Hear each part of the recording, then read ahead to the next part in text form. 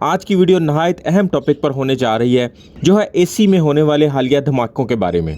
अगर आप AC users हैं तो इस वीडियो का एक भी पार्ट स्किप ना कीजिएगा। हो सकता है कोई एक बात, कोई एक एहतियात आपके काम आ जाए और आपकी और आपके बच्चों की ज़िंदगी बच जाए।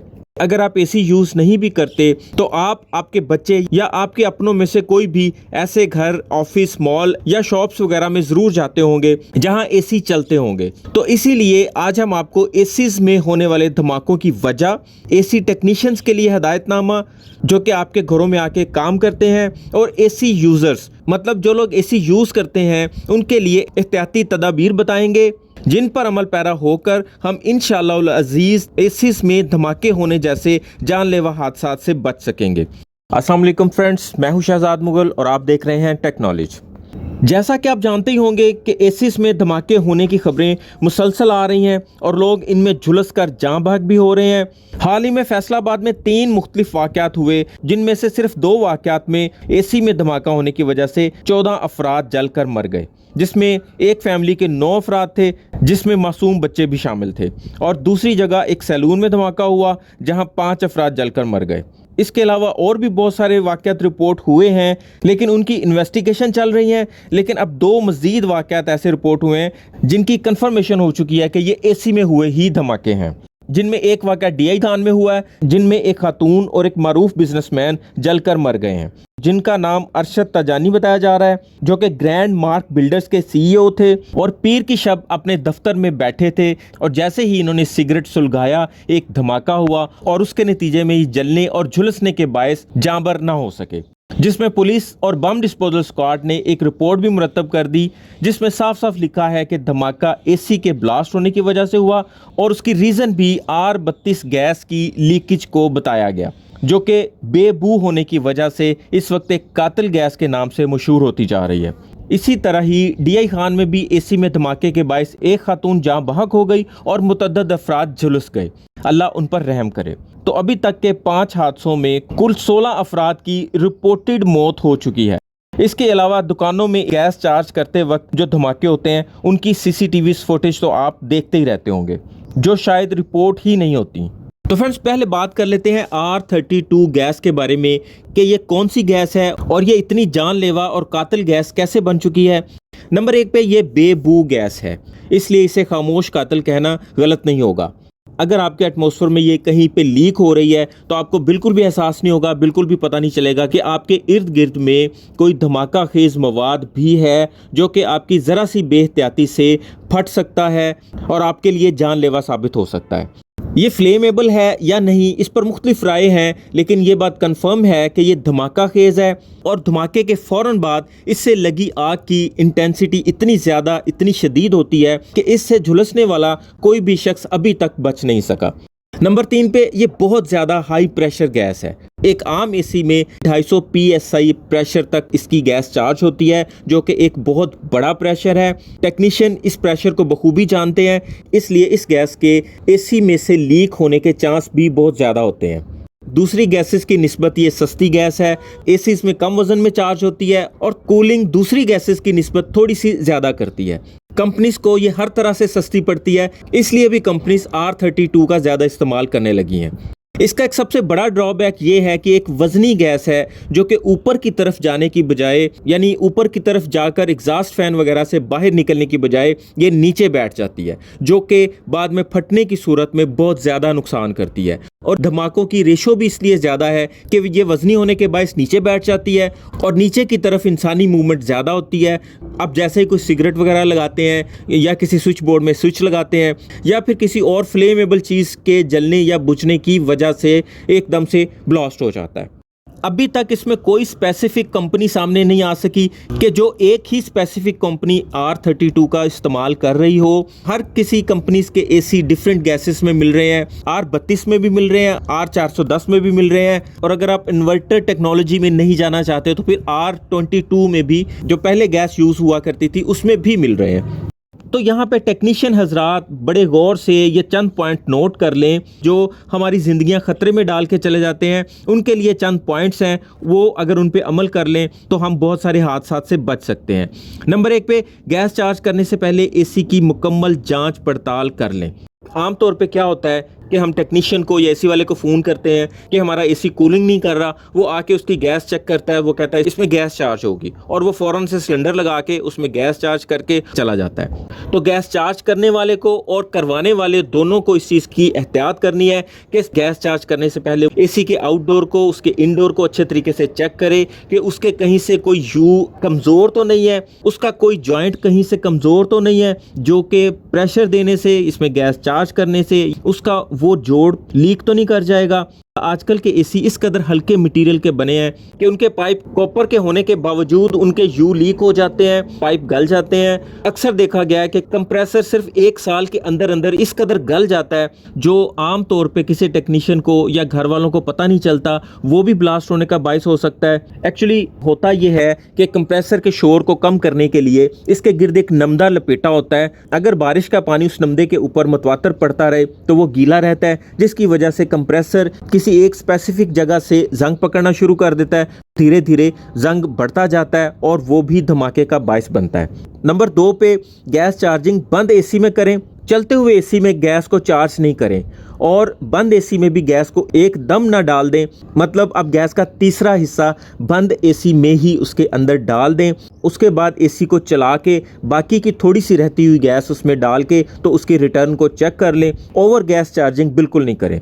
तीसरे नंबर पर गैस चार्जिंग करने वाले इक्विपमेंट्स में से गेज के पाइप लंबे रखें ताकि आपको बिल्कुल एसी के ऊपर चढ़ के काम ना करना पड़े। गैस चार्ज करते वक्त आउटडोर से थोड़ा फासला रखें। गैस चार्ज करने से पहले एसी को वैक्यूम लाजमी कर लें। मतलब पहले एसी में कोई और गैस हो, उसके बाद आप किसी और नंबर की गैस उसमें मिक्स कर रहे हैं तो भी वो धमाका करेगी। और जिस घर में भी काम कर रहे हो, घर वालों को एसी के आउटडोर या इनडोर से थोड़े फासले पर रहने का कहें। तो फ्रेंड, अब बात कर लेते हैं हम एसी यूज़र्स के लिए, यानी जो लोग एसी यूज़ करते हैं वो इन धमाकों से कैसे बच सकते हैं। मतलब अब एक बंदे ने एसी लगाया हुआ है और उसके अंदर R32 गैस है, तो अब वो एसी को तो फ़ौरन से चेंज नहीं कर सकता और ना ही किसी और नंबर की गैस चार्ज की जा सकती है, क्योंकि कंपनी ने उस गैस के प्रेशर के हिसाब से उस एसी के अंदर पाइपों की लेंथ रखी होती है। तो अब बजाय के परेशान होने के हम चंद एहतियाती तदाबीर के साथ एसीज में होने वाले धमाकों से बच सकते हैं, जिसमें सबसे पहला नंबर तो एसी खरीदने वालों के लिए है। लाइक अगर आप नया एसी खरीदने जा रहे हैं या नया एसी खरीदने वाले हैं तो फिर ऐसा एसी बिल्कुल नहीं खरीदें कि जिस एसी में R32 की गैस हो। इस चीज़ को देखने के लिए आप उस कंपनी की वेबसाइट भी यूज़ कर सकते हैं और एसी के आउटडोर के ऊपर लगे हुए स्टिकर पे भी पढ़ सकते हैं। वहाँ वाज़ेह तौर पे एसी की गैस का नंबर लिखा होता है। दूसरे नंबर पर जो लोग ऑलरेडी एसी चला रहे हैं, ऑलरेडी अपने अपने एसी यूज़ कर रहे हैं, उनके लिए ये ज़रूरी बात है कि वो सबसे पहले अपने आउटडोर पर गैस का नाम पढ़ें। अगर तो उसमें R32 गैस है तो मोहतात हो जाएं। वैसे तो R410 गैस भी कम प्रेशर वाली नहीं होती, लेकिन उसका नंबर R32 के बाद आता है। ये सारे धमाके बिजली बचाने के चक्करों में है। हम बिजली बचाने के नाम पे ख़तरनाक चीज़ें इस्तेमाल करना शुरू हो गए हैं, जिसकी वजह से आगे आगे उनमें कॉम्प्लिकेशंस पैदा होनी शुरू हो गई हैं। अगर आपके घर के एसी में भी R32 गैस है तो अपने घर, ऑफिस, दुकानों वगैरह में सिगरेट नोशी पे मुकम्मल पाबंदी आयद कर दें। दिन में एसी वाले कमरे की खिड़कियां खोल के रखें। पंखा चलाकर उसको वेंटिलेट करना यकीनी बनाएं। मतलब इसमें बेहतर तरीका तो यही है कि अगर आप किसी जगह का एसी ऑन करने लगे हैं तो उस दुकान में, उस ऑफिस में या घर में फ़ैन चलाकर उस कमरे की एक दफ़ा वेंटिलेशन कर लें कि अगर उसके अंदर ऑलरेडी एसी से लीक होने वाली कोई गैस मौजूद है तो उस कमरे से बाहर निकल जाए। 5वें नंबर के पॉइंट पे हर किसी का अमल करना बहुत ज़रूरी है। अपने अपने एसीज़ के आउटडोर पे हर सूरत साया करें। ये एक बहुत ज़रूरी चीज़ है। धूप में किसी सूरत ना चलाएं, क्योंकि ऑलरेडी गैस का इतना हाई प्रेशर होता है और धूप में और ज़्यादा गर्मी में उसका प्रेशर मज़ीद बढ़ जाता है, जो कि बहुत ख़तरनाक हो सकता है। कंपनीज दावा करती हैं कि हमारा एसी इतने एम्बियंट पे काम करेगा, इतने एम्बियंट पे काम करेगा, ये 50 पे भी काम करेगा, 60 पे भी करेगा। तो ये टोटल बकवास है, टोटल झूठ है। मैं नेक्स्ट वीडियो में आपको इसका एक्सपेरिमेंट भी करके दिखाऊंगा। किसी भी एसी का आउटडोर इतने एम्बियंट पे बिल्कुल वैसा काम नहीं करता जितना वो रात के वक्त या शाम के टाइम पे बगैर धूप के काम करता है। आप खुद सोचें कि अगर कोई कंपनी ये कह रही है कि ये धूप में भी बहुत अच्छा काम करता है तो इसका मतलब साफ है कि ये साए में ज़्यादा अच्छा काम करता है। 6ठे नंबर पे एसी को मुसलसल ना चलाएं, इसे रेस्ट देते रहें, ज़्यादा लोड ना डालें। और एसी को सिर्फ ज़रूरत के वक्त चलाएं और बड़े कमरे में छोटा एसी कभी ना चलाएं, वरना वो 30 पे चलाने के बावजूद भी उस पर लोड कम नहीं होगा। वो 30 पे भी अगर चल रहा है तो समझे वो 18 पे ही चल रहा है। 7वें नंबर पर हमेशा काबिल टेक्नीशियन से काम करवाएं। फसली बटेरों से बच के रहें जो सीज़न में सिलेंडर कंधे पर रख के टेक्नीशियन बनकर आ जाते हैं और ऑफ सीज़न में फैक्ट्रियों में मुलाजमत पे लग जाते हैं। नॉर्मली देखा गया है कि आजकल एक ही बंदा इलेक्ट्रिशियन भी होता है, टेक्नीशियन भी होता है, एसी फ्रिज का मैकेनिक भी होता है और साथ में प्लम्बरी भी कर रहा होता है। तो ऐसे लोगों से बचें। 8-10 हज़ार के खर्चे में हर तरह के चाइना के औजारों से बैग भर जाता है और वो ऑलराउंडर बन जाते हैं। अगर आप अपने एसी में गैस चार्ज करवा रहे हैं तो कारीगर से कह दें कि इसकी लीक लाजमी चेक करें। आमतौर पे कारीगर लीक चेक करने को अपनी तौहीन समझता है कि उसका लगा हुआ जोड़ कभी लीक नहीं हो सकता, लेकिन आपने ऐसा हरगिज़ नहीं करना। उस कारीगर के आगे हाथ जोड़ देने हैं, उसे कहना है कि आपकी कारीगरी पे मुझे पूरा यकीन है, लेकिन मेरा बच्चा जिद कर रहा है कि मुझे लीक हर सूरत चेक करवा के दिखाएं कि ये कैसे लीक चेक करते हैं। तो आपने उससे लीकेज लाजमी चेक करवानी है, ख़ास तौर पे अपने इंडोर यूनिट की। और अगर आपका एसी धीरे धीरे कूलिंग कम करने लगा है फिर भी मुहतात हो जाए, क्योंकि अगर वो कूलिंग कम कर रहा है तो मोस्टली इसका मतलब यही होता है कि एसी में से गैस लीक हो रही है, और अगर उसकी गैस लीक हो रही है तो वो ख़तरनाक है। ऐसे में अपने कमरे को ज़्यादा से ज़्यादा हवादार रखने की कोशिश करें और ऐसी एक्टिविटी बिल्कुल ना करें जैसे कि कमरे में लाइटर जलाना, आग जलाना या फिर सिगरेट पीना। R32 गैस वाले सुन लें कि वो अपने एसी को कभी भी एकदम से हाई पे ना चलाएं, खुसूसन दोपहर के वक्त। इसकी कूलिंग को नीचे से शुरू करें, मतलब पहले 30 या 28 पर रखें, पहले उसे इतनी कूलिंग पूरी कर लेने दें, एक दफ़ा उसे सांस लेने दें, उसके बाद उसे 26 पे ले जाएं बेशक। और अगर आपका घर या ऑफिस गंदे नाले के आसपास है तो एसी के जॉइंट्स पर कोटिंग लाजमी करवा लें, ताकि वो ये गंदे नाले से उठने वाली रिएक्शन वाली गैसेस से महफूज रहे, जो कि ख़ास तौर पर कंप्यूटर, LCD और एसी के पाइपों के लिए बहुत ख़तरनाक होती हैं।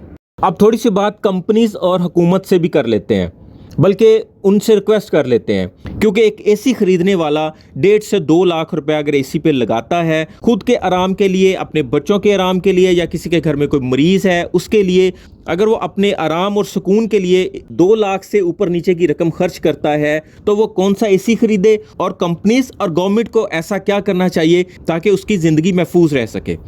नंबर 1 पे R32 को वर्ल्ड लेवल पर बैन किया जाना चाहिए जब तक कि इसका कोई प्रॉपर सोल्यूशन ना निकल आए।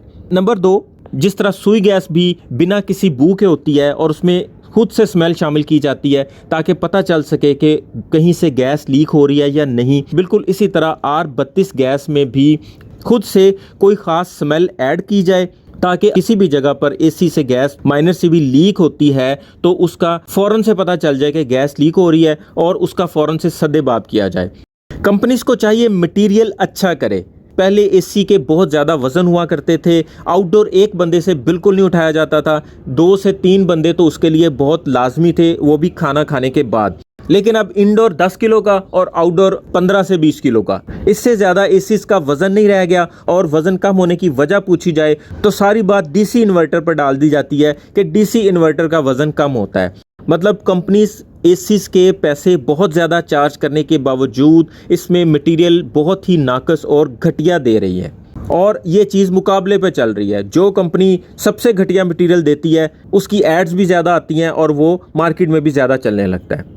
कंपनीज को चाहिए कि वो 2 से 2.5 लाख का अगर एक एसी सेल कर रही है तो आउटडोर के ऊपर एक फ्लेक्सिबल शेड भी दे दे, जो एक आम नॉर्मल बंदा एसी को इंस्टॉल करने के बाद उसके ऊपर लगा दे, और जगह जैसी भी हो वो उस हिसाब से बंद भी हो जाए और खुल भी जाए। अगर उसके ऊपर साया कर दिया जाए तो आपके ऑलरेडी एसी के 2 से 4 एम्पेयर वैसे ही डाउन हो जाते हैं, उसकी परफॉर्मेंस भी अच्छी हो जाती है और उसके अंदर मौजूद गैस पे प्रेशर और लोड भी नहीं पड़ता, और इस वजह से उसकी कूलिंग भी अच्छी हो जाती है।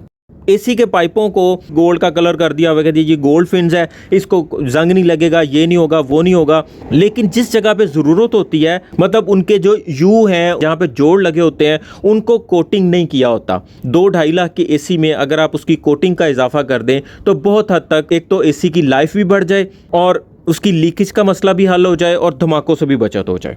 एसी पर कहीं भी इस कातिल गैस के मुतल्लिक बिल्कुल भी एहतियाती तदाबीर नहीं लिखी होती, ना ही इस गैस का कोई प्रेशर लिखा होता है, और इसके लीक होने की सूरत में किसी भी किस्म की आगाही भी नहीं दी हुई। जबकि एसीज के स्टिकर्स के ऊपर इस कदर उनकी खूबियां लिखी होती हैं जो कि एसी की क्वालिटीज के साथ बिल्कुल भी मैच नहीं कर रही होती। किसी के ऊपर 85% बिजली सेविंग लिखा है, किसी पे 50% लिखा है, किसी पे 90% लिखा है। ये परसेंटेज कौन बनाता है, कहाँ पे बनती है, किस वजह से बनती है, कैसे बनती है, ये किसी को कुछ पता नहीं है। जिसका दिल करता है वो इसके ऊपर अपने मर्जी की परसेंटेज लिख के अपने शोरूम में डिस्प्ले कर देता है और हम लोग वहां से देख के एसी को परचेज कर लेते हैं, खरीद लेते हैं। हालांकि अगर उस एसी के अंदर ये कातिल गैस है तो इसके बारे में भी, इसकी इंडिकेशंस भी किसी स्टिकर के ऊपर ज़रूर देनी चाहिए।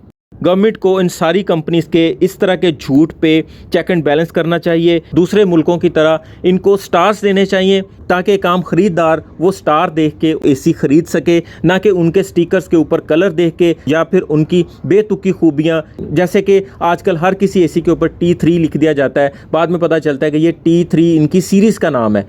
मैं बहुत जल्द इन कंपनीज और ऐसे एसीज का पोस्टमार्टम करने वाला हूं। मैं इनके बारे में आपको A to Z सब कुछ बताने वाला हूं कि ये जिस तरह के झूठ बोल के हम लोगों को बेवकूफ़ बना के 2-2 ढाई लाख रुपए के एसी सेल करते हैं और हम लोग इनकी बातों में आकर ये एसी लगवाते हैं और बाद में इनके हाथों अपने प्यारों को खोने पर मजबूर हो जाते हैं। अगर आप में से भी किसी के साथ इस तरह का कोई वाक़या रूनमा हुआ है या खुदा न खास्ता आइंदा ज़िंदगी में किसी के साथ ऐसा वाक़या रूनमा होता है तो डिस्क्रिप्शन में दिए गए व्हाट्सएप के नंबर पर हमें वीडियो सेंड करें। हम आपकी वीडियो को सबको दिखाएंगे और इंशाल्लाह इसके ख़िलाफ़ तहरीक चलाएंगे। अल्लाह ताला सबको अपने हिफ्ज़ व अमान में रखे। अभी के लिए इतना ही। वीडियो पसंद आए तो इसे लाइक और दोस्तों में शेयर लाजमी कीजिएगा। चैनल पर नए हैं तो इसे सब्सक्राइब करके बेल के आइकन पर प्रेस करना मत भूलिएगा। अपना और अपनों का ख्याल रखिएगा। बहुत बहुत शुक्रिया। अल्लाह हाफ़िज़।